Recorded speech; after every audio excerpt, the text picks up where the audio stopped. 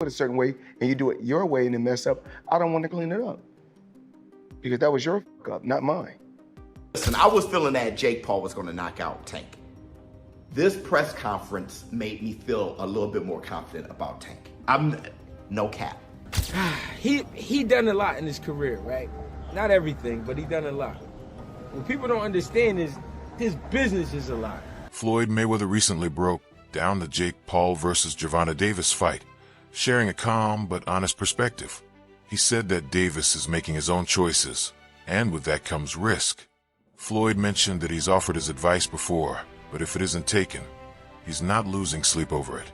Still, he admitted the matchup is exciting for the sport. The stakes are high, and the money's even higher. In true Mayweather fashion, he ended by saying he'll be watching closely when the two finally step into the ring. Within my company, within my team, do it my way. Because if you mess up, I don't mind being a janitor to clean up the mess because I told you to do it a certain way. But if I tell you to do it a certain way and you do it your way and then mess up, I don't want to clean it up. Because that was your fuck up, not mine. The boxing world is on fire with debate over the upcoming showdown between Gervonta, Tank Davis, and Jake Paul. Fans, fighters, and analysts are split right down the middle, some calling it a pure publicity stunt, others viewing it as a bold crossover that could bring new eyes to boxing. Supporters argue that Tank's decision could expand his brand beyond the sport's traditional fan base, while critics say it risks the integrity of professional boxing. As opinions clash, insiders have stepped in to weigh both sides, making this one of the most polarizing matchups in recent memory. And number 3, the retirement. I mean, the backlash is just what people do nowadays. That's just, you give somebody a keyboard, you give them a phone, and they able to hide their face. Yeah, they gonna have a field day. The backlash I get, I understand. What'd you say, number 2, not fight Shakur? Yeah, he's saying he'll never fight Shakur, that he ain't gonna do him no favors, that he ain't gonna help him make no money because Shakur broke or something like that. Something along those lines. Yeah, I don't get all that. That's, you know what I mean, that's against the game. Like, you know what I mean? You at least owe that fight for the game. You know what I mean? You owe the rematch to Lamont for the game.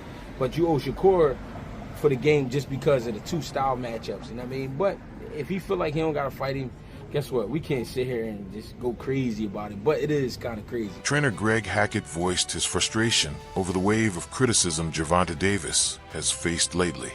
He argued that today's fans seem to find fault with everything fighters do, often without understanding their personal circumstances. Hackett stressed that if Davis decides to fight Jake Paul, that choice deserves respect.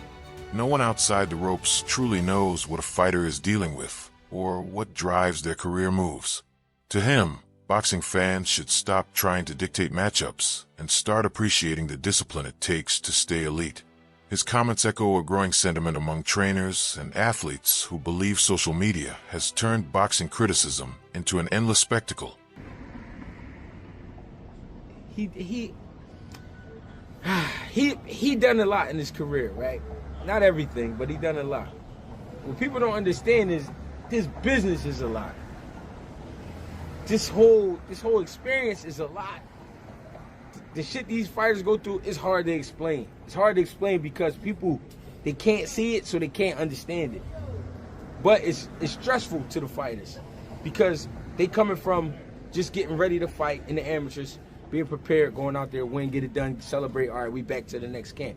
To now, marketing. You're talking about marketing. You're talking about lawyers. You're talking about all this shit that you just never imagined. You're like, why do I have to deal with all of this shit? People trying to keep money coming in, so they try to come up with bright ideas. At the same time, you got a lot of people trying to get shit from you. Another heated debate has erupted around sports analyst Max Kellerman, whose recent commentary has sparked major backlash. Many in the boxing community accuse Kellerman of showing clear bias, particularly against fighters like Gervonta Davis. In several appearances, he downplayed Tank's accomplishments, claiming Davis had never been a true champion in his division or achieved anything remarkable. Those remarks didn't sit well with other analysts, who pointed out that Kellerman's take completely overlooked Davis's knockout power and impressive record. Critics argue his comments expose a deeper bias in boxing media, one that often dismisses rising stars while glorifying hype-driven narratives. The controversy underscores how perception and favoritism continue to shape how fighters are judged in the public eye. Because Max Kellerman is full of nonsense. Max Kellerman claims that Gervonta Davis was never a champion, that we've never been a period of time when we looked at Gervonta Davis and said Gervonta Davis is the man in that weight class. Bunch of other ridiculousness pouring out of the pie hole of Max Kellerman. Max Kellerman is one of the most biased, bought and paid for journalists that there is in the sport of boxing, and to have him back talking again on and giving his opinion again about the sport of boxing, I promise you is not a good thing. But let's analyze what he had to say about Gervonta, that Gervonta was not ever a champion. That is ridiculous because Gervonta Davis was a champion for the IBF at 130. He was a WBA super champion at 130. He is currently the reigning WBA champion at 135. And there is no other champion in the division for the WBA at the moment. He is the only WBA champion that there is at 135. He had a portion of a secondary. The title at the time he won it at 140 was a secondary title. So if you do not want to count that, I don't know why you wouldn't, seeing as everybody else counts that belt. But okay, fine. He's a 2-division world champion. That is more than zero, Max Kellerman. Now, looking at the idea that Gervonta Davis has never been the man in that division is absolutely ridiculous because Gervonta Davis has really been the man in that division the entire time that he's there. Former world champion Paulie Malignaggi, known for his outspoken views, didn't hold back when discussing the potential Gervonta Davis versus Jake Paul fight. He strongly criticized the matchup, arguing that boxing is losing its authenticity. According to Malignaggi, knockouts only matter when they happen between evenly matched opponents. Otherwise, the spectacle cheapens the sport and misleads casual fans. In a discussion with fellow analyst Chris Algieri, Malignaggi emphasized that while such events may entertain the masses, true boxing fans see through the hype. He believes that placing social media-driven fighters alongside elite professionals blurs the line between real competition and show business. His comments highlight a growing divide in modern boxing between preserving the sport's legacy and embracing entertainment for mainstream appeal. Knockouts, dude. Knockouts. People like knockouts. They don't care if you're knocking out cab drivers. Look at Jake Paul's career. You can manufacture that, though. You can manufacture that, though. You can manufacture knockouts. You can't manufacture. To a Gervonta degree, Davis. you can. To a degree. I mean, Destroy you can't. Yeah, Frank Martin. Gervonta legitimately cannot get knockouts. I agree. He can punch, but there's a lot of limited knockout artists, though, man. He's one of the least active punchers in the game with the highest knockout percentage of current heavyweight. But if he was a real knockout artist, if he was a real knockout artist, prop him up against the best of the best. Felix Trinidad was a knockout artist. He was knocking out the best of the best. If you're a real knockout artist, prop him up against the best and show us how he smokes them. But the way Paulie, we did when Felix Trinidad was doing it. You know, the way they did it when Mike Tyson was doing it in his prime. Say what you want about the Mike Tyson era. He knocked out everyone from 1986 to 1989. Everyone got knocked out. Everyone. Well, by your standard, you could say that Tyson was, to a degree, manufactured. No, because he fought everyone that was there. Everyone that was there at that time fought. Teddy Ellis will 100% agree with this. With the expense of Witherspoon. That were afraid of him. With the exception of Witherspoon. No, but they all, doesn't matter. He knocked them all out. There was nobody you could say in that era except maybe Witherspoon, who had contract issues with King at the time. Except for Witherspoon, there is nobody Tyson didn't fight in that era. He knocked them all out. You can't say like, oh, but if he would have fought that guy, I don't know. No, with Davis, there's guys right now that have been hanging around for years. Yo, dude, when are you going to fight them? The lightweight division was stacked with talent. Even at 130, it had a lot of talent when he was there. Didn't fight almost any of them. So it's not the same thing as the Tyson era. You want to say anything about Tyson era? Fine. It wasn't as high level or something. He still knocked out everyone. In contrast to critics like Paulie Malignaggi, boxing commentators Showbiz the Adult offered a more hopeful outlook after watching the press conference between Gervonta Davis and Jake Paul. He admitted that at first, he had concerns about Tank's size disadvantage, believing Jake might simply be too big and powerful. But after witnessing Davis's composure sharp focus, and quiet confidence, his perspective shifted. Showbiz explained that Davis carried himself like a seasoned professional who fully grasped the gravity of the moment. His calm demeanor and razor-sharp mindset gave Showbiz confidence that Gervonta could adjust and handle the physical gap. He even suggested that fans might be surprised. Those expecting Jake's power to overwhelm could be overlooking Tank's technical brilliance and high fight IQ. In his view, those qualities might end up being the key difference when the two finally meet in the ring. I'll beat the hell out of this kid. Listen, I was feeling that Jake Paul was going to knock out Tank. This press conference made me feel a little bit more confident about Tank. No cap.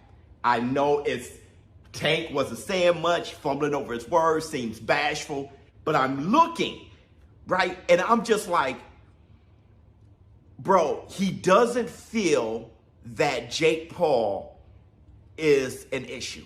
Even though he said it, he doesn't feel like he has to whoop his ass. He doesn't feel threatened. That's the word. He doesn't feel threatened, but he does feel out of his element.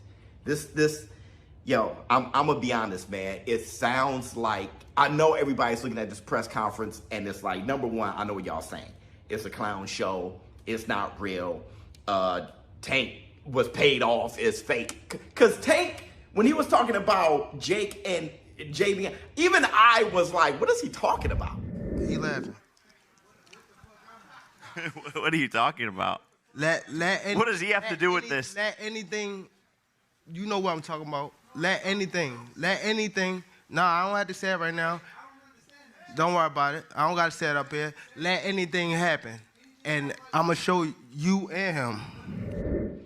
So that I could understand if that's your concern. I am being extremely truthful with how I feel about this and how I'm reacting to this. My oldest son was like, I see the same thing, Dad, but you're going to get a weird response to your take.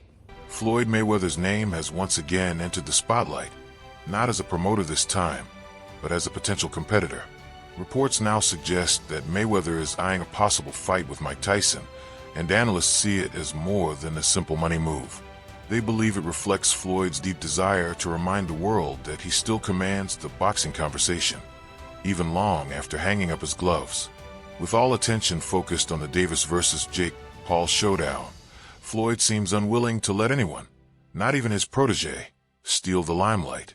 Observers call it classic Mayweather, driven by attention, competition, and the unending pursuit of legacy. As Gervonta and Jake prepare for their own spectacle, Floyd's rumored return points to something bigger, the ongoing battle among boxing legends to remain relevant in a sport that's evolving faster than ever. Celebrities and so many people that are known where you can get somebody and they can sell tickets to events.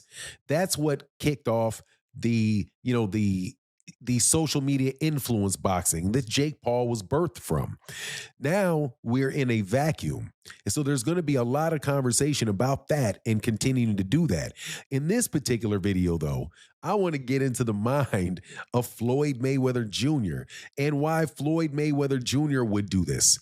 There is the money, but there's also the competitive nature of Floyd Mayweather Jr. and him not wanting to have other people think that they're a bigger star than he is. Floyd Mayweather Jr. has not been able to really launch his star outside of the sport of boxing, so he continues to do exhibitions. Now, what I think is that Floyd Mayweather Jr. is announced it at this point in time with Mike Tyson in order to take advantage of the publicity heading into the Gervonta Davis, Jake Paul fight, which is, I do believe, set for November. So now that they have all the publicity and all that stuff coming out from that, he's going to piggyback on it and then try to have it in the beginning of next year sometime and actually make it a bigger event than Gervonta versus Jake Paul. And it probably will be. And the reason that I say that is because of Mike Tyson. Mike Tyson is bigger than Floyd. Let me say Mike Tyson. I think Mike Tyson's bigger than Floyd Mayweather. I still think his name is bigger than Floyd Mayweather, even though I know Floyd has made more money in the pay-per-views. And I think that had a lot to do with, again, social media area and otherwise. But the combination of Floyd Mayweather Jr. and Mike Tyson and the question about what is going to happen in that fight. Former heavyweight contender Eddie Chambers weighed in with a word of caution for those doubting Gervonta Davis. He reminded everyone that size doesn't always decide the outcome of a fight. Boxing history, he said, is filled with smaller, sharper fighters who've outclassed bigger opponents. According to Chambers, Jake Paul's physical edge means little against Davis's precision, speed, and ring IQ. While Jake has improved, he still lacks the depth of experience needed to handle someone of Tank's caliber. Underestimating Davis, Chambers warned, would be a serious mistake, not just because of his knockout power, but his strategic discipline and patience. His comments helped ground the debate, shifting focus from spectacle to skill. Behind all the hype, insiders say Davis is training with purpose and intensity. Those who've seen his camp describe a man fully locked in, calm, alert, and determined. For Tank, this fight isn't just about a payday. It's about pride and opportunity. Beating Jake Paul could catapult his mainstream appeal while reinforcing his dominance among true boxing fans. Critics may call the event a circus, but Davis seems set on proving he can merge entertainment with excellence. His preparation shows a fighter not chasing fame, but controlling his own story. Press conference, and you can just look at him and tell, like, no, this dude he's going to get this money for sure because there's so much money out there to be had. But Jake Paul better be not playing around, man. Not get cute, not play any games. Don't hit him in the back of the head. Don't rabbit punch him. Don't do any of that stuff, man, because Mike Tyson. First of all, Mike Tyson, a lot of people think Mike Tyson was pulling punches on Jake Paul, and a lot of people think that Anderson Silva was pulling punches on him too. You're not going to have a little Gervonta out there pulling punches on you, man, if you're out there playing games. So, I don't like the fight at all. However, as far as it being an entertaining situation, I almost guarantee you that fight itself is going to be entertaining. That it's going to be something that you look at and you're going to say, man, everybody's going to watch it. Everybody's going to want to know what happens in it. But at the same time, it's kind of like what people think, when you see a car crash, like you're driving down the road and all of a sudden the traffic gets heavy and you're like, man, I'm going to be in traffic for a long time. And then you drive forward a little bit and then you see, oh man, this is some accident on the other side of the road and everybody just slowing down to watch. That's the type of entertainment that you can expect from this fight between Gervonta Davis and Jake Paul. There's going to be a lot of people watching it, but I got to say, man, you really can't blame the guy on what he's doing. And there's a lot of criticism flying on Gervonta Davis. It's not Gervonta Davis's fault that boxing took this turn. This turn of these exhibition fights and people not caring about the belts and all of that stuff came with Floyd Mayweather Jr., man. Former world champion Timothy Bradley has been outspoken as well, but his stance leans fully toward confidence in Gervonta Davis. Bradley called the matchup an easy money opportunity for Tank, saying Davis's experience and elite skill set make Jake Paul's challenge look small in comparison. He pointed out that Tank has already beaten world-class fighters, while Jake has only faced a few true professionals. Bradley acknowledged Jake's commitment to training, but insisted that the experience gap is simply too big to bridge. He believes Davis's speed, defense, and timing will expose Jake's flaws within a few rounds. The only real danger, Bradley warned, would be Tank taking him lightly. As long as Davis stays focused, Bradley predicts a dominant, possibly one-sided performance. Beyond the predictions, Bradley noted that this fight represents something larger, the changing face of boxing itself. The sport is blurring the line between pure competition and entertainment more than ever. Gervonta Davis versus Jake Paul embodies that shift, a collision between the tradition of hard-earned excellence and the rise of modern celebrity influence. Contract, yeah. You prove your innocence and say that it ain't fixed. Because check this out. Tank ain't gonna lose this fight. Hell no. Hell no. Tank ain't losing this fight. Too many holes.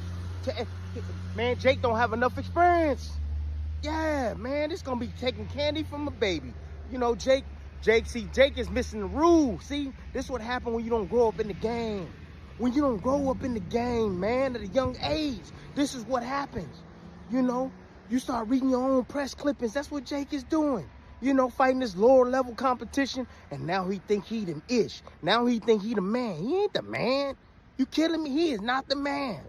Oh no. Yeah, false sense of security. Now he trying to pick on small folks, right? You know, and I don't mean that in a bad way. Yeah, I'm just saying size-wise. Yeah, that's another thing, boxing one-on-one. You can't pay attention to size. For purists, it's unsettling. For marketers, it's genius. Yet regardless of where anyone stands, this event has already achieved what boxing so often struggles to do: capture the world's attention. Fighters like Gervonta Davis are learning to adapt to this new era, walking the fine line between integrity and showmanship. Whether fans love it or despise it, one thing is undeniable. This matchup proves boxing isn't fading away. It's evolving, reshaping itself for a generation that craves both legacy and spectacle. The heart, right in that damn dog. It ain't the size of the damn dog, and I told y'all that, man. Yeah, it's the same thing here. And it's about the smartest dog. Tank too smart for him. Tank got too much boxing IQ for Jake, man. This gonna be easy. Easy. Like I said, man, Tank, please. Please, please, please, please, please, man. Don't do this to boxing, bro. If there's anything, man, shoot. Man, we can put together some kind of like account for you, a GoFundMe account or whatever, bro. And we can, all your fans can give you $1, bro. So that way you don't be blowing this fight. It's easy, bro. This sparring section. You know, look, I'm so confused. I don't know what the hell to call this. The circus? Just call it a circus. Yeah, just call it a damn circus. Because, you know, 1 minute they said, oh, this is the fight. That's it for today's video. Stay tuned. The fight game never sleeps, and neither do we. Until next time.